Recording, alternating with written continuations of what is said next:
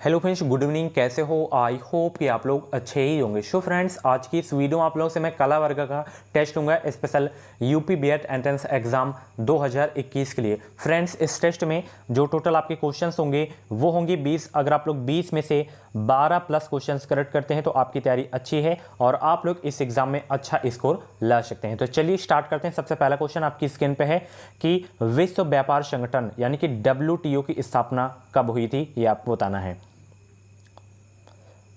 तो WTO की जो स्थापना हुई थी वो हुई थी 1995 में। ऑप्शन इसका जो आपका बी करेक्ट होगा इस क्वेश्चन का राइट आंसर। यहाँ पे WTO है तो WTO का फुल फॉर्म भी कभी कभी पूछा जाता है। तो WTO का फुल फॉर्म होता है वर्ल्ड ट्रेड ऑर्गेनाइजेशन। ठीक है, इसका हेडक्वार्टर अक्सर एग्जाम में पूछा जाता है, तो इसका हेडक्वार्टर है जिनेवा में। कहाँ पे? जिनेवा में। ठीक है, तो इतनी चीजें आपको WTO के बारे में याद रखना है। अगला प्रश्न आप देख सकते हैं, व्यापार नीति में शामिल है।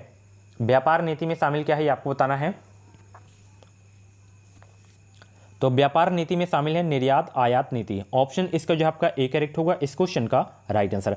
भारत में गेहूं का सबसे अधिक उत्पादन करने वाला राज्य कौन सा है? बहुत इंपॉर्टेंट क्वेश्चन है। उत्तर प्रदेश है गेहूं का सबसे अधिक उत्पादन करने वाला राज्य। ऑप्शन इसका जो आपका बी करेक्ट होगा इस क्वेश्चन का राइट आंसर। दुग्ध उत्पादन में संसार में भारत का कौन सा स्थान है? तो संसार में जो भारत का स्थान है दुग्ध उत्पादन में वो है पहला। ऑप्शन इसको जो आपका डी करेक्ट होगा इस क्वेश्चन का राइट आंसर। अगला प्रश्न आप लोग यहाँ पे देख सकते हैं, भारत में केंद्रीय बैंक का कर्तव्य कौन सा बैंक निभाता है? उस बैंक का नाम बताएं सभी लोग। तो भारत में केंद्रीय बैंक का जो कर्तव्य निभाता है वो निभाता है भारतीय रिजर्व बैंक यानी कि RBI बैंक। ठीक है, ऑप्शन इसका जो आपका सी करेक्ट होगा इस क्वेश्चन का राइट आंसर। RBI का फुल फॉर्म होता है रिजर्व बैंक ऑफ इंडिया। इसकी स्थापना हुई थी 1935 में। इसका हेडक्वार्टर कहाँ पे है? मुंबई में है। इसके फर्स्ट गवर्नर कौन थे? तो इसके जो फर्स्ट गवर्नर थे RBI के sir Osborne Smith. Present time पे कौन है? शक्तिकांत दास। ठीक है, अगला प्रश्न आप देख सकते हैं, अगर आप लोग इकोनॉमी वाली क्लास देखे होंगे तो ये क्वेश्चंस आप लोग कर लेंगे कि भारत में राष्ट्रीय आय का आकलन पहली बार किसने किया था? तो भारत में राष्ट्रीय आय का आकलन पहली बार किए थे दादा भाई नौरोजी ने। ऑप्शन इसका जो आपका बी करेक्ट होगा इस क्वेश्चन का राइट आंसर। अगला प्रश्न भी बहुत इंपॉर्टेंट है कि भारत की संविधान सभा का अध्यक्ष निम्नलिखित में से कौन था? तो भारत की संविधान सभा का जो अध्यक्ष थे वो थे डॉक्टर राजेंद्र प्रसाद। कभी कभी एग्जाम में पूछा जाता है कि संविधान सभा के स्थायी अध्यक्ष कौन थे? तो डॉक्टर राजेंद्र प्रसाद ही थे। अगर पूछ लिया जाता है कि संविधान सभा के अस्थायी अध्यक्ष कौन थे तो वो थे डॉक्टर सचिदानंद सिन्हा। ठीक है, अगला प्रश्न आप देख सकते हैं, दिल्ली के राज्य सिंहासन पर बैठने वाली सबसे पहली महिला रजिया सुल्तान जो थी ये निम्नलिखित में से किसकी बेटी थी? आपको बताना है। दो प्रश्न आपके बन रहे हैं।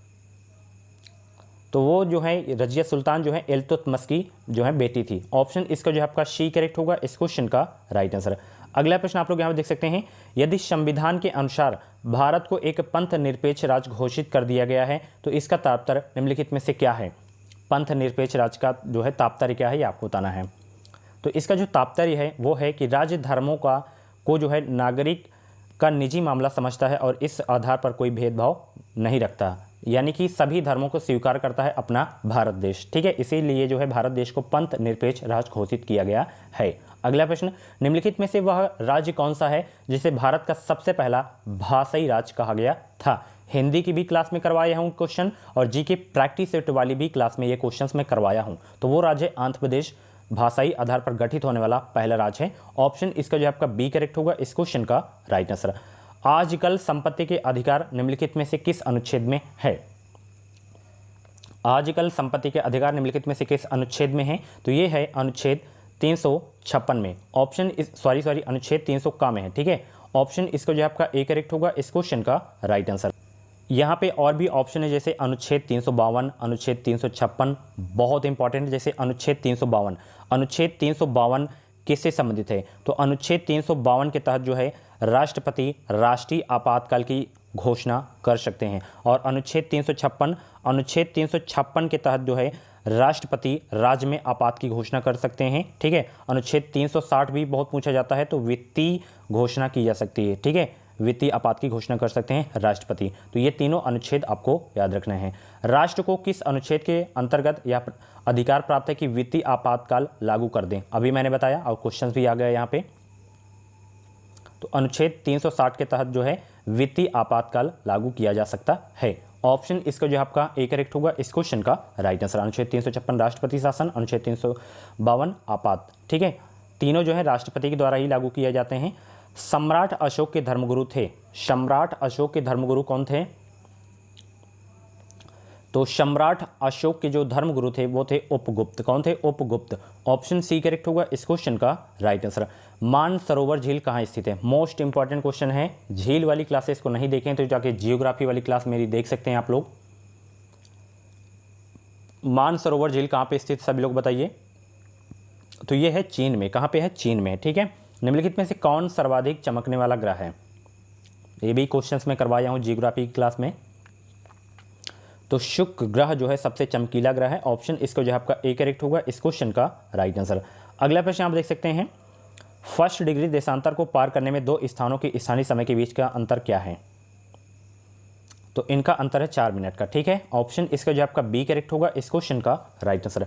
खैबर पास स्थित है कहाँ पे? खैबर पास, तो खैबर पास स्थित है पाकिस्तान में। ऑप्शन इसका जो आपका डी करेक्ट होगा इस क्वेश्चन का राइट आंसर। भारत के पारादीप एवं कांडला पत्तन निम्न तट पर स्थित है, कहाँ पर स्थित है ये आपको बताना है। तो ये स्थित है क्रमशः पूर्वी और पश्चिमी तट पर स्थित है कांडला पत्तन और पारादीप। ठीक है, ऑप्शन सी करेक्ट होगा इस क्वेश्चन का राइट आंसर। अगला प्रश्न आपकी स्क्रीन पे है कि निम्न में से किस वस्तु पर भारत सबसे अधिक विदेशी मुद्रा व्यय करता है? मोस्ट इंपॉर्टेंट क्वेश्चन है आपके एग्जाम के लिए।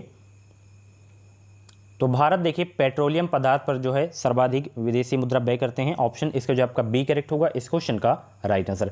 नेक्स्ट क्वेश्चन, कौन सा युग्म सही सुमेलित नहीं है आपको बताना है।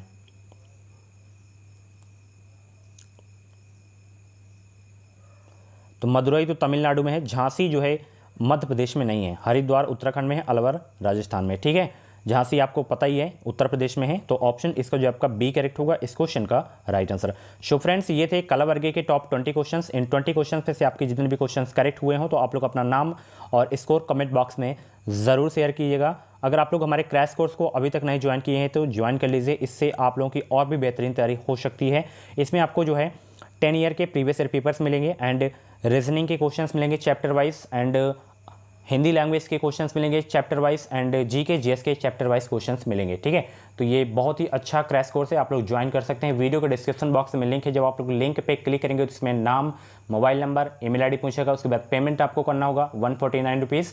पीडीएफ डाउनलोड का ऑप्शन आएगा, पीडीएफ डाउनलोड करके अपनी तैयारी बेहतरीन करते रहें। Thank you. ये वीडियो आपको कैसा लगा कमेंट बॉक्स में जरूर बताइएगा। और भी वीडियोज अगर आपको देखनी तो आप लोग प्ले लिस्ट में जाके देख सकते हैं। पीडीएफ परचेज करने में कोई प्रॉब्लम हो रही तो व्हाट्सएप नंबर पर आप लोग मैसेज कर सकते हैं 7905632533 पे आप लोग मैसेज कर सकते हैं। Thank you.